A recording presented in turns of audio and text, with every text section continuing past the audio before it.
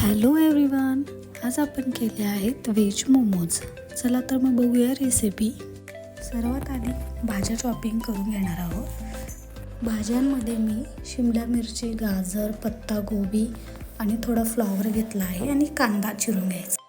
आता मोमोसाठी लागणारं पीठ मळून घेऊया. पिठामध्ये थोडंसं मीठ आणि तेल घालून पीठ छान मळून घ्यायचं आहे. अशा प्रकारे पीठ मळून झालं की एका पॅनमध्ये आपण तेल घालून घेणार आहोत. त्यामध्ये भरपूर किसलेला लसूण, आलं आणि कांदा घालणार आहोत. याला छान फ्राय करून घेऊयात.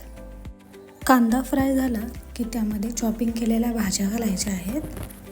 त्यात थोडंसं मीठ घालायचं आणि एक 4 ते 5 मिनटं वाफ काढून घेऊ. भाज्या छान शिजल्या की त्यामध्ये सॉसेस घालायचे आहेत.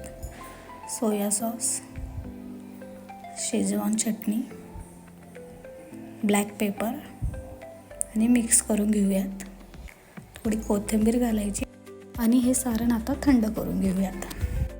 एका साईडला स्टीमरमध्ये पाणी उकळायला ठेवायचं आहे. आता इथे मैद्याच्या पिठाच्या छोट्या छोट्या पुऱ्या लाटायच्या आहेत. त्यात सारण भरायचं आणि त्याला मोमोजचा छान आकार द्यायचा आहे. अशा प्रकारे आता भांड्याला तेल लावून घेऊ. त्यावर मोमो ठेवायचे आणि थोडंसं तेल लावायचं आहे. आता वाफ काढून घेऊयात. आपले मोमो रेडी झाले आहेत. त्यावर थोडी कोथिंबीर, चिली फ्लेक्स आणि पेरी पेरी मसाला घालून गार्निश करूया. स्टीम मोमो रेडी आहेत. त्याचप्रमाणे फ्राईड मोमो करायचे आहेत. उकडून घेतलेले मोमोज तेलात सोडायचे. छान फ्राय झाले की त्यावर कोथिंबीर घालायची आहे, चिली फ्लेक्स घालायचं आणि पेरी पेरी मसाला. मेयोनीज आणि शेजवान चटणीसोबत हे छान लागतात. एन्जॉय.